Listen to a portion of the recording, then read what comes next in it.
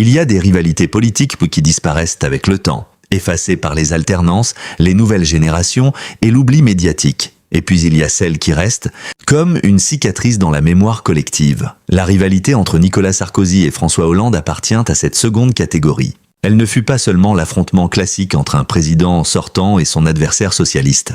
Elle fut un duel de tempérament, de vision ou de caractère, presque de deux France opposées. D'un côté, Nicolas Sarkozy, l'homme de l'énergie permanente, du verbe rapide, de la décision spectaculaire, de la politique vécue comme un combat quotidien. De l'autre, François Hollande. L'homme du calme apparent, de l'ironie discrète, de la patience stratégique, de la normalité revendiquée. Tout semblait les opposer jusqu'à leur manière d'occuper l'espace public. Sarkozy voulait incarner la rupture, la volonté, la vitesse. Hollande voulait incarner l'apaisement, la correction, le retour à une présidence moins verticale. Mais derrière cette opposition si visible, derrière les attaques de campagne, les débats télévisés et les petites phrases restées célèbres, une question continue de hanter les observateurs. Que savaient réellement ces deux hommes l'un de l'autre?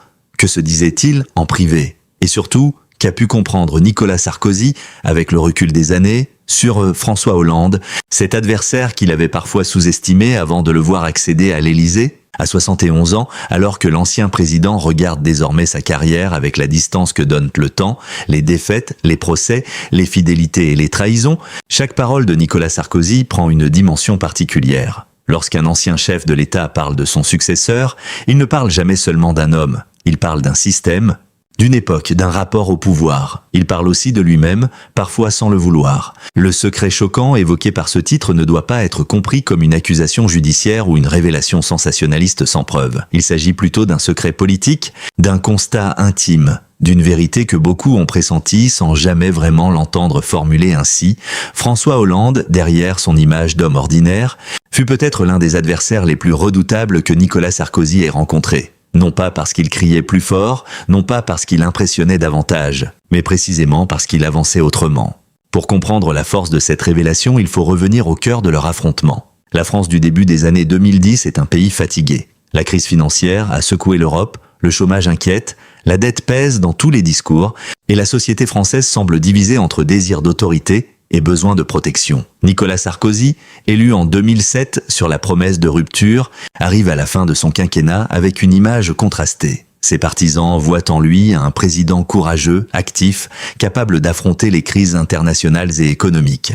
Ses adversaires dénoncent une présidence trop nerveuse, trop personnelle, trop exposée. Face à lui, François Hollande semble d'abord presque improbable. Longtemps, il a été perçu comme un homme d'appareil, un dirigeant socialiste habile mais peu flamboyant, un responsable politique plus connu pour son humour et sa patience que pour une autorité spectaculaire. Pourtant, c'est précisément cette image qui devient sa force. À un président sortant omniprésent, Hollande oppose une forme de sobriété. À la verticalité sarkozyste, il oppose le mot « normal ». À la tension permanente, il oppose un sourire tranquille.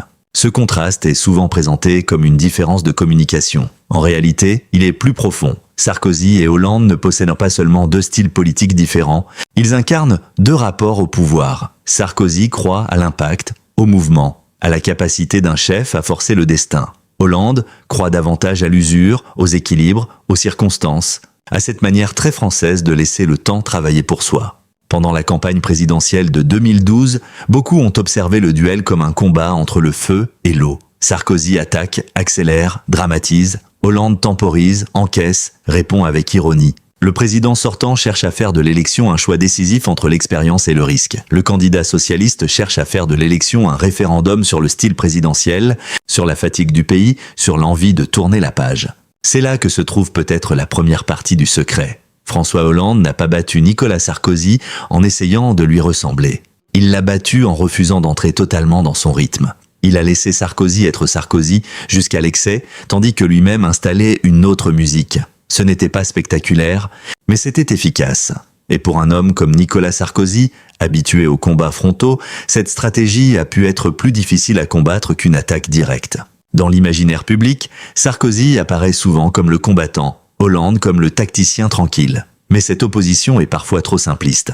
Nicolas Sarkozy est lui aussi un stratège, un homme de réseau, un connaisseur des rapports de force. François Hollande, lui, est loin d'être seulement doux ou hésitant. Ceux qui l'ont approché savent qu'il possède une mémoire politique redoutable, une capacité à attendre le bon moment et une forme de dureté dissimulée sous l'humour. C'est peut-être cela que Sarkozy aurait fini par reconnaître avec le temps. Hollande n'était pas l'adversaire faible que certains imaginaient, il était un adversaire patient. Or, en politique, la patience peut être une arme plus dangereuse que l'agressivité. La soirée du débat télévisé entre les deux tours reste dans cette histoire un moment central. Les Français se souviennent de la célèbre anaphore de François Hollande, répétant « Moi, président de la République », pour dessiner en creux une critique du quinquennat Sarkozy. Ce moment n'a pas seulement marqué la campagne, il a cristallisé une opposition morale et symbolique. Hollande ne disait pas seulement « Je gouvernerai autrement », il disait « Je serai l'inverse de ce que vous avez sous les yeux ». Pour Nicolas Sarkozy, cette attaque était d'autant plus redoutable qu'elle ne portait pas seulement sur son bilan, mais sur sa manière d'être président. Ce n'était plus seulement une discussion sur les chiffres, les réformes, les promesses ou les crises. C'était un procès de style. Et dans la politique moderne, le style peut devenir un bilan parallèle parfois plus puissant que les résultats eux-mêmes. La victoire de François Hollande en 2012 fut donc plus qu'une alternance. Elle fut vécue par une partie du pays comme une revanche contre l'hyperprésidence. Mais l'histoire, comme souvent, s'est révélée plus ironique. Une fois à l'Élysée, François Hollande a découvert à son tour le poids écrasant de la fonction. Celui qui avait promis une présidence normale s'est retrouvé confronté aux mêmes contraintes que ses prédécesseurs. Arbitrage impossible, crise internationale, impopularité, solitude, contradiction de la majorité et violence médiatique. Et c'est ici que le regard de Nicolas Sarkozy devient intéressant. Car un ancien président sait ce qu'un candidat ignore encore, il sait que l'Élysée transforme tout. Il sait que les promesses de campagne se heurtent aux dossiers secrets, aux marchés, aux alliances, aux urgences, aux drames. Il sait qu'un président est jugé non seulement sur ce qu'il fait, mais aussi sur ce qu'il symbolise malgré lui. Ainsi, lorsque Sarkozy observe Hollande gouverner, il ne voit pas seulement son ancien rival. Il voit un homme qui entre à son tour dans la machine. Il voit celui qui l'a battu découvrir les mêmes murs invisibles. Et peut-être derrière les critiques publiques, y a-t-il eu une forme de compréhension silencieuse. Seuls ceux qui ont occupé cette fonction peuvent réellement mesurer ce qu'elle coûte. Ce point est essentiel pour comprendre le ton d'une éventuelle confidence tardive. Le secret ne serait pas forcément une information cachée dans un dossier, mais une vérité humaine. Les présidents se combattent avant l'élection, mais après l'Élysée, ils appartiennent à un club très restreint, presque maudit, celui des hommes qui savent. Ils savent ce que signifie être seul au sommet. Ils savent ce que signifie être adoré, puis rejeté. Ils savent ce que signifie voir ses intentions déformées, ses erreurs amplifiées, ses proches s'éloigner, ses ennemis revenir. Dans cette perspective, la relation Sarkozy-Hollande devient plus complexe que la caricature habituelle. Bien sûr, l'opposition politique demeure, bien sûr, leurs désaccords sont profonds. Bien sûr, chacun représente une famille, une époque, une vision. Mais au-delà de la rivalité, il existe une forme de miroir. Hollande a été le successeur de Sarkozy, mais il a aussi été celui qui a confirmé une loi impitoyable de la Ve République. Celui qui conquiert l'Élysée finit toujours par y perdre une partie de lui-même. Nicolas Sarkozy, en avançant dans l'âge, peut regarder cette histoire avec une lucidité différente. À 71 ans, l'heure n'est plus tout à fait celle des conquêtes électorales. Elle est celle du bilan, de la mémoire, de la défense de son récit personnel. Pour un homme qui a tant aimé l'action, parler du passé n'est jamais neutre. C'est une manière de reprendre le contrôle sur l'histoire. C'est aussi une manière de dire « voilà ce que vous n'avez pas vu ». Ce que le public n'a peut-être pas vu, c'est que François Hollande, souvent moqué pour son apparente indécision, a réussi l'une des opérations politiques les plus difficiles. Battre un président sortant combatif, expérimenté, médiatiquement puissant et convaincu jusqu'au bout de pouvoir renverser la dynamique. Cette victoire ne doit rien au hasard. Elle tient à une stratégie, à une époque, à une lassitude nationale, mais aussi à une personnalité capable d'absorber les coups sans se laisser entraîner hors de sa ligne. Pour Sarkozy, reconnaître cela serait presque choquant, non parce que c'est scandaleux, mais parce que cela contredit une partie de la légende. Dans la mythologie politique de droite, Hollande a longtemps été présenté comme un président faible. Dans celle de gauche, Sarkozy a longtemps été présenté comme un président brutal ou excessif. Mais les mythologies servent souvent à simplifier ce que la réalité rend plus ambigu. La vérité, c'est que Sarkozy et Hollande furent tous deux plus complexes que leur caricature.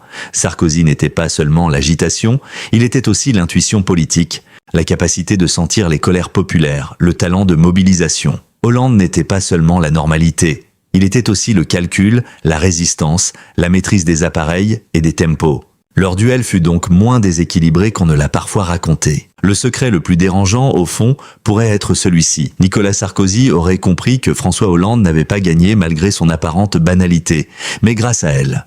Dans une France saturée de tensions, l'ordinaire était devenu une arme. Dans un pays épuisé par l'intensité du quinquennat précédent, le calme était devenu une promesse. Dans une société inquiète, le sourire tranquille d'Hollande avait fini par représenter une forme de refuge. Cette analyse peut surprendre, surtout lorsqu'on se souvient de l'impopularité qui frappa ensuite François Hollande. Mais une campagne présidentielle ne récompense pas toujours celui qui gouvernera le mieux.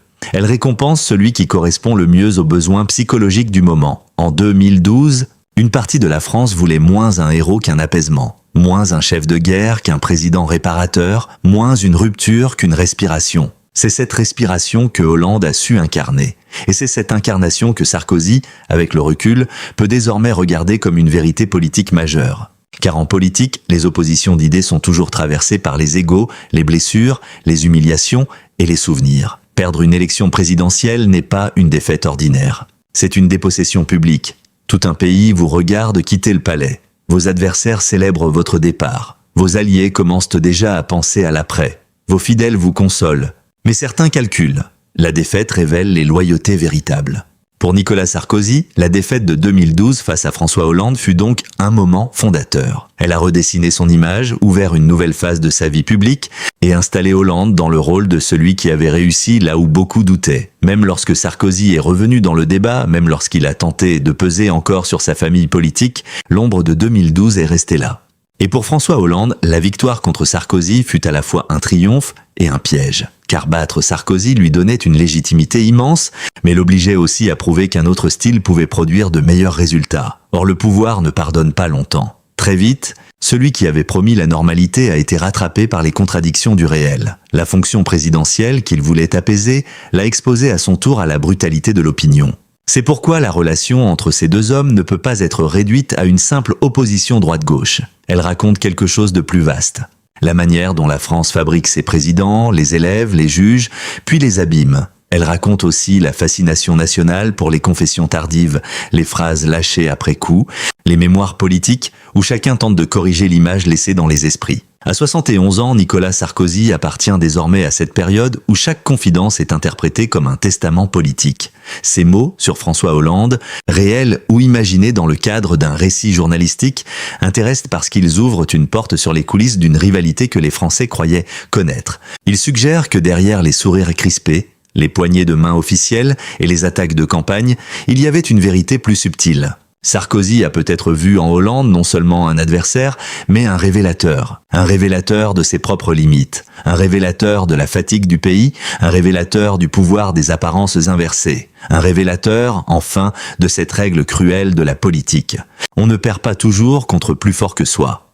On perd parfois contre celui qui incarne mieux le moment. C'est sur cette idée que s'ouvre notre enquête narrative. Le secret choquant n'est peut-être pas un scandale caché. Il est peut-être plus profond, plus politique, plus humiliant aussi. François Hollande, l'homme que beaucoup avaient sous-estimé, avait compris avant les autres ce que la France voulait entendre en 2012. Et Nicolas Sarkozy, avec les années, aurait fini par le reconnaître. Nous verrons comment les rapports entre anciens présidents, les confidences privées, les mémoires politiques et les blessures d'ego peuvent transformer une rivalité électorale en véritable face-à-face historique. Car derrière l'affrontement Sarkozy-Hollande, c'est une question plus troublante qui se dessine. Que savent les présidents les uns sur les autres que le public ne découvre jamais vraiment?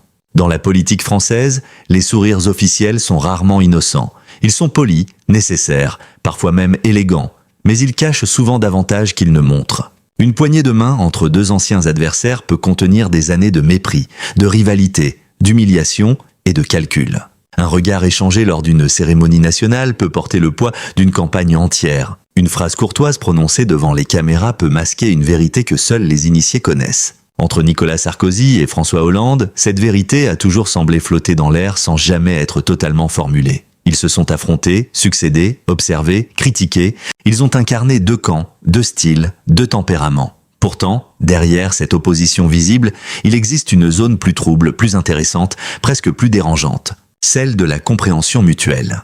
Car le secret le plus frappant, dans cette histoire, n'est peut-être pas que Nicolas Sarkozy ait découvert quelque chose de scandaleux sur François Hollande. Le secret est peut-être qu'il ait fini par comprendre ce que beaucoup refusèrent d'admettre.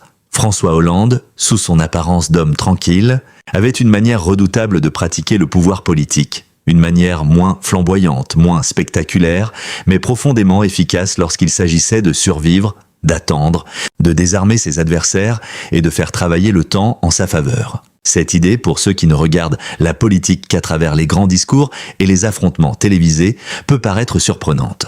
François Hollande a souvent été caricaturé en président hésitant, en homme de compromis, en dirigeant trop prudent. Mais cette caricature oublie une dimension essentielle de sa personnalité politique. Hollande n'a jamais été un homme pressé. Il a bâti sa trajectoire non par la conquête brutale, mais par l'endurance. Il a longtemps observé, encaissé, attendu son heure. Et lorsqu'elle est revenue, il a su se placer exactement là où le moment historique l'exigeait. Nicolas Sarkozy, lui, fonctionne autrement. Chez lui, la politique est mouvement, tension, affrontement. Il aime occuper le terrain, imposer le rythme, forcer la tension. Sa force est de créer l'événement, de provoquer le débat, de transformer chaque situation en scène politique. Mais cette force peut devenir une faiblesse face à un adversaire qui refuse de jouer sur le même tempo. C'est précisément ce qui s'est produit avec François Hollande. Pendant la campagne de 2012, Sarkozy a tenté de ramener Hollande sur le terrain du duel frontal. Il voulait l'obliger à sortir de sa réserve, à se dévoiler, à se durcir. Mais Hollande a souvent choisi une autre stratégie. Absorber les attaques, répondre avec distance, laisser le président sortant apparaître comme l'homme de la tension permanente. Cette attitude n'était pas seulement un choix de communication, c'était une lecture psychologique du pays.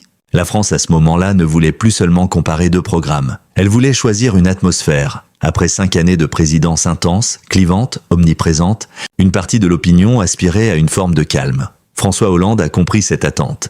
Il s'est glissé dans ce vide. Il n'a pas cherché à fasciner. Il a cherché à rassurer.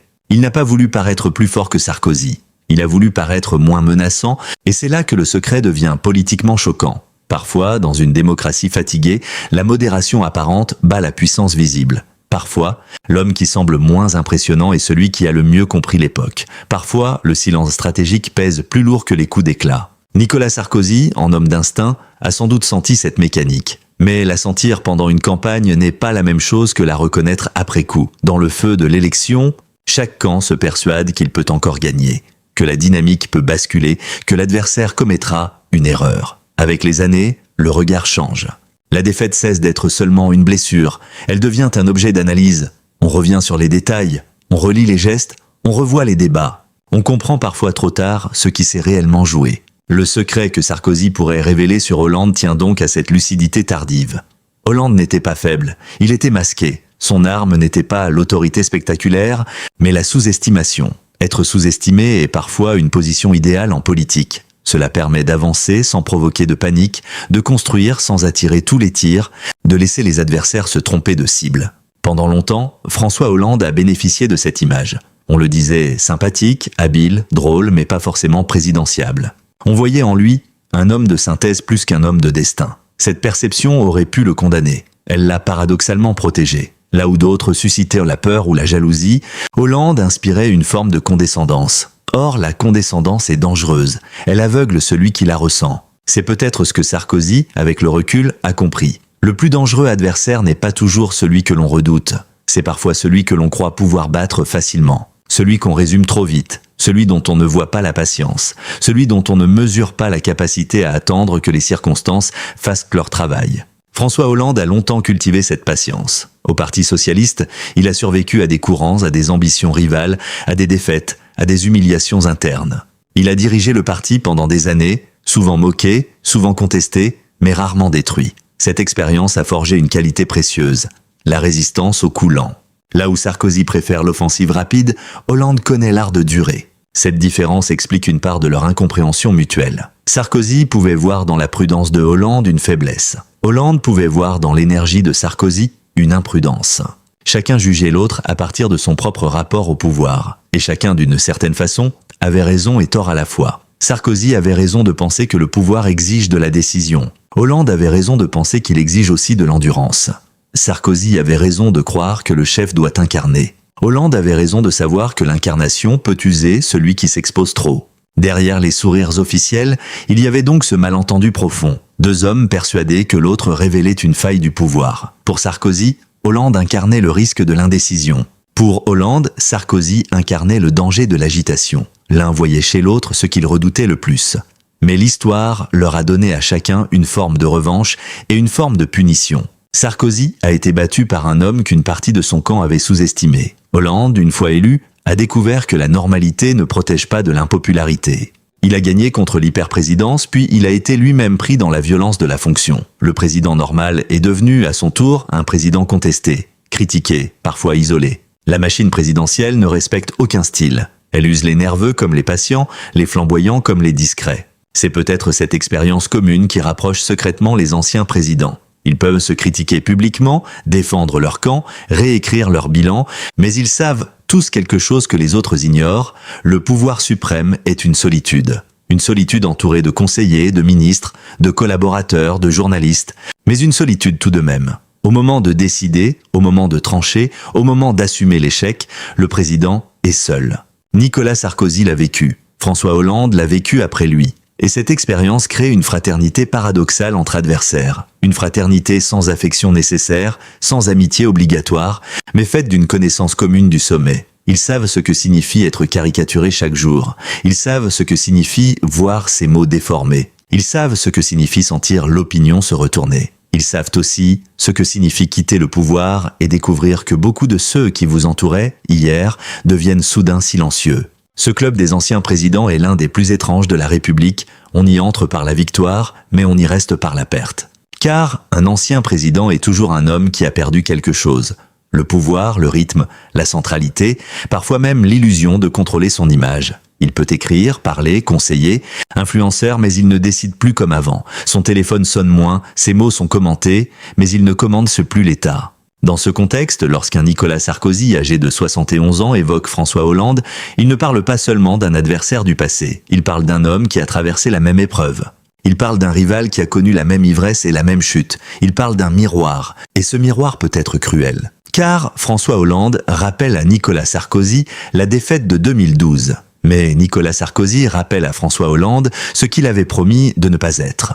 Un président absorbé par les contraintes, rattrapé par les crises, obligé de composer avec un réel plus brutal que les slogans. Chacun porte pour l'autre une vérité inconfortable. Sarkozy rappelle que l'énergie ne suffit pas.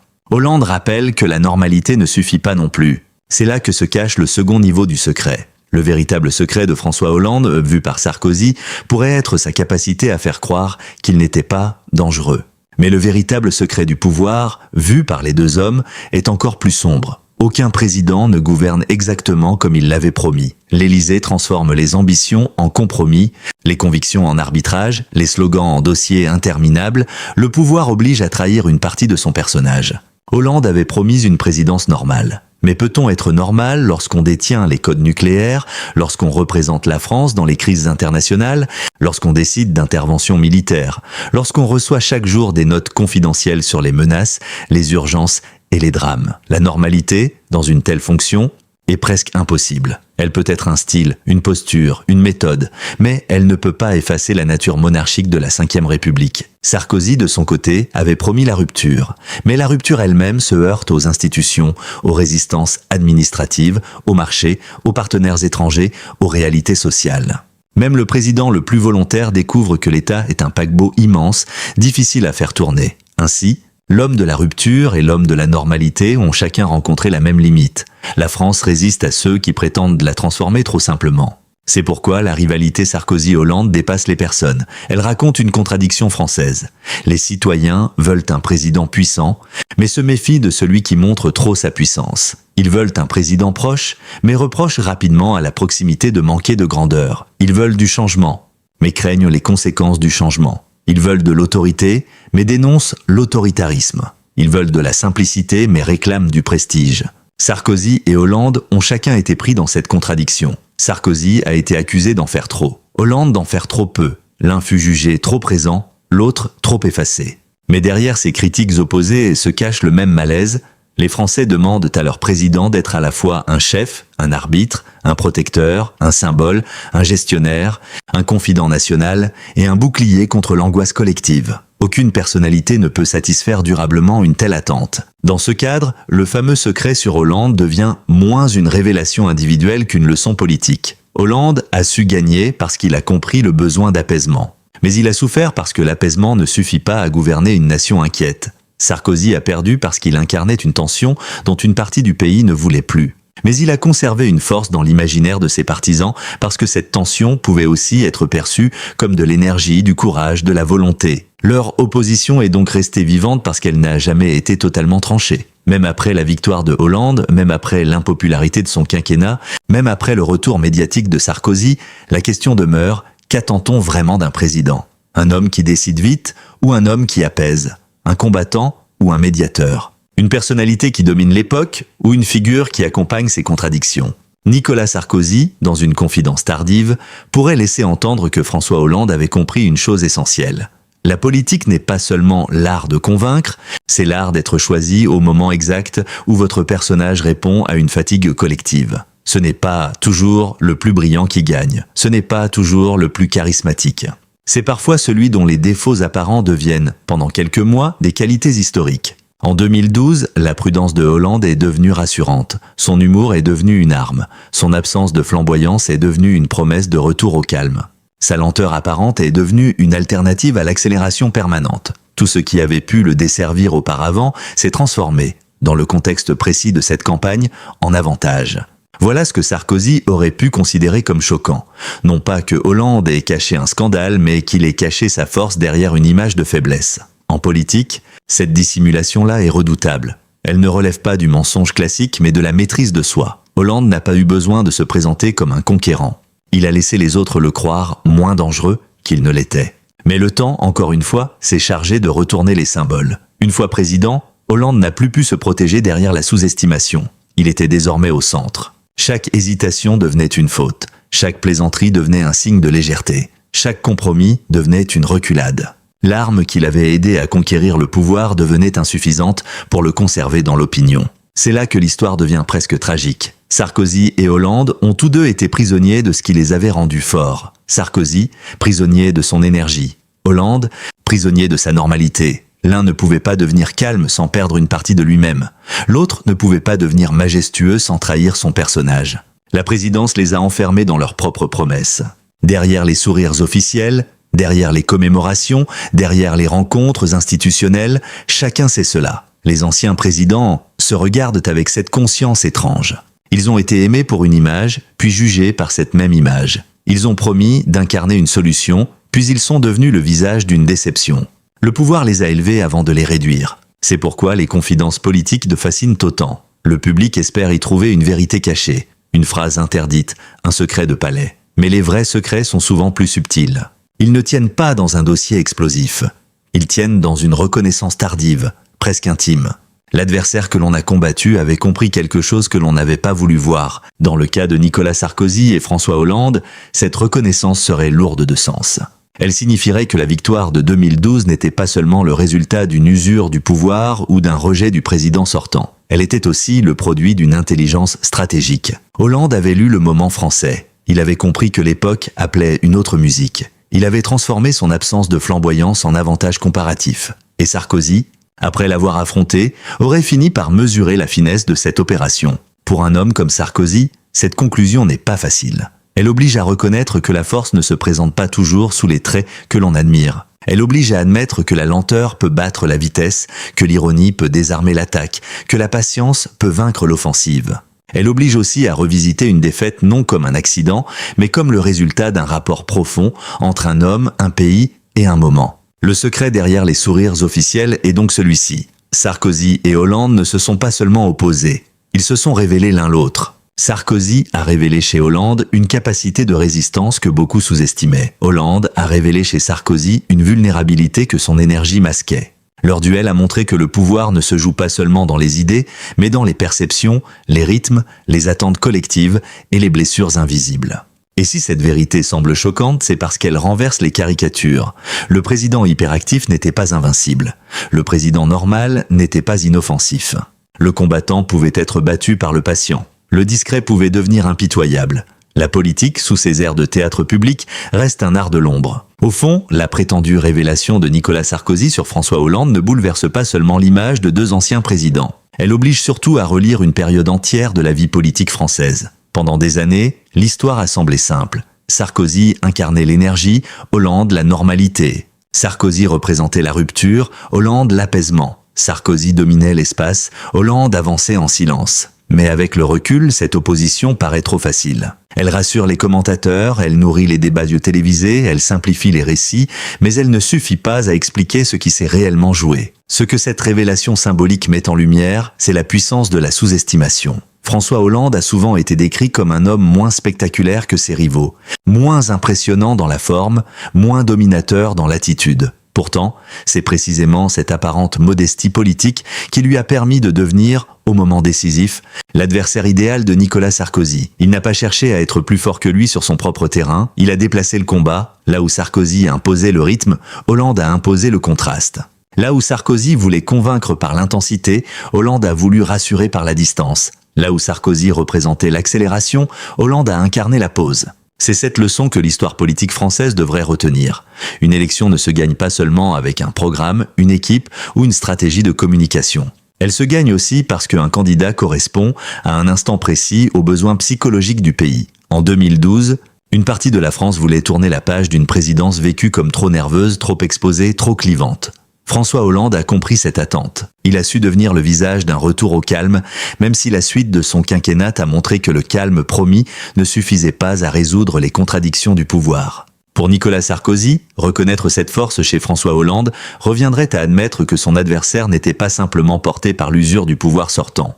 Il était aussi l'homme d'une stratégie discrète, d'une patience politique et d'une lecture fine du moment national. Cette reconnaissance est difficile car elle bouscule les caricatures. Elle rappelle que les personnalités les plus visibles ne sont pas toujours les plus dangereuses et que les hommes que l'on croit faibles peuvent de parfois se révéler les plus efficaces.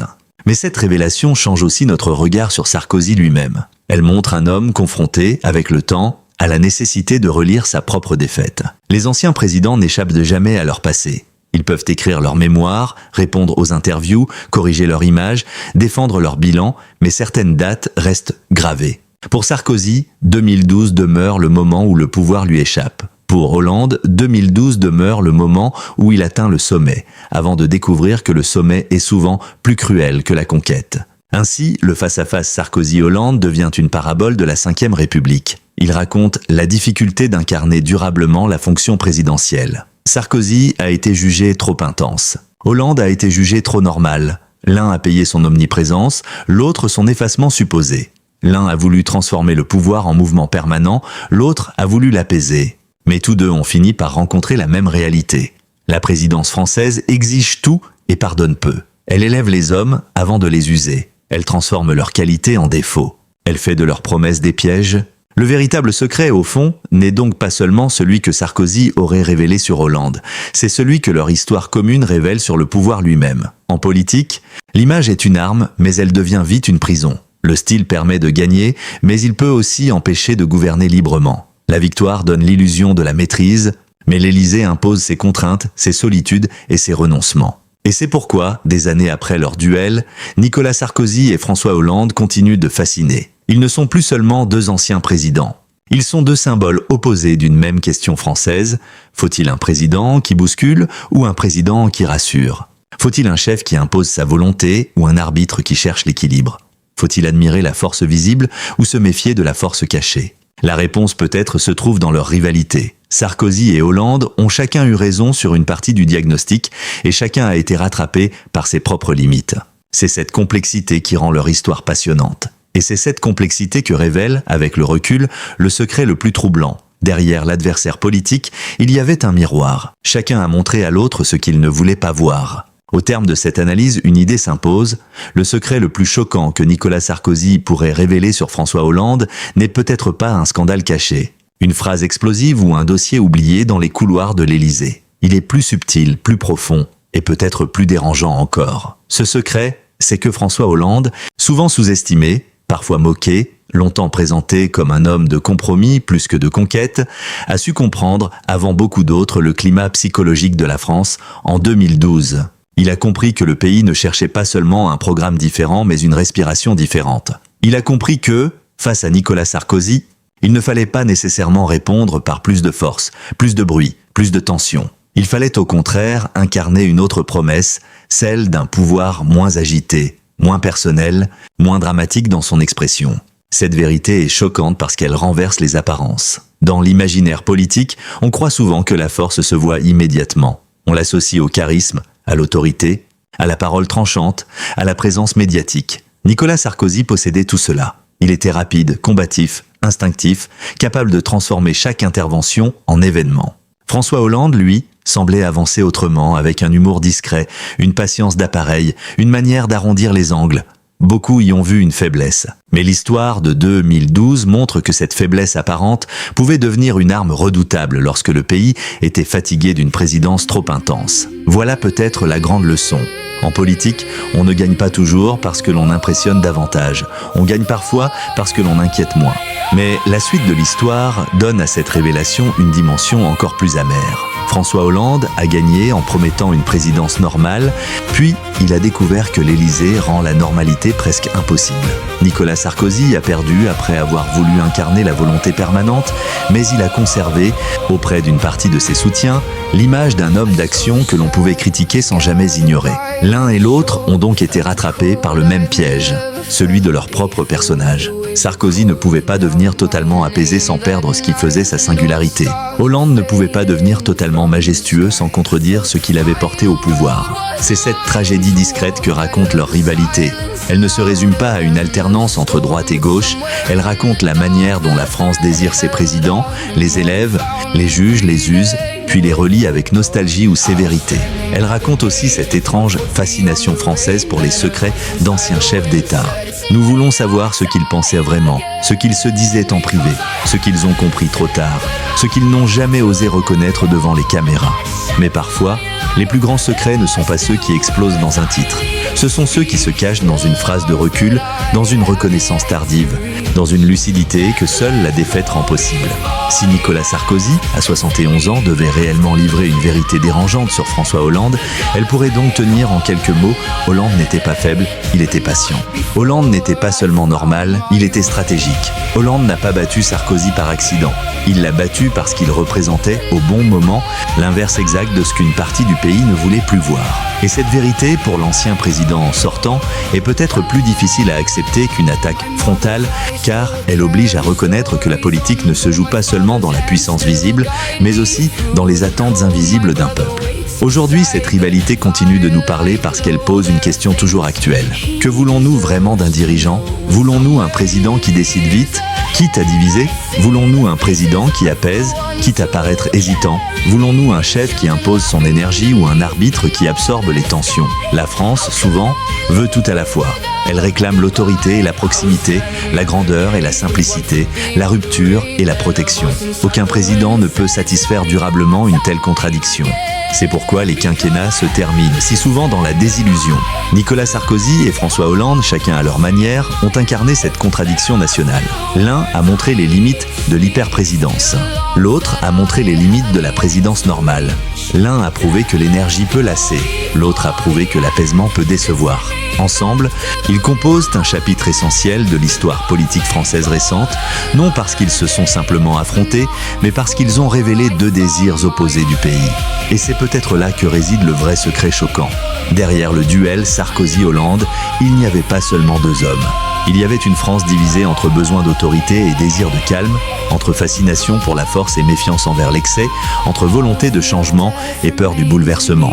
Leur rivalité n'est donc pas terminée. Elle continue de vivre dans nos débats, dans nos jugements, dans notre façon de regarder chaque nouveau président. Si cette analyse vous a intéressé, si vous aimez les récits politiques qui vont au-delà des apparences, les coulisses du pouvoir, les rivalités présidentielles, les secrets d'État, les blessures d'ego et les vérités que les grands responsables ne révèlent qu'avec le temps, alors n'oubliez pas de vous abonner à la chaîne.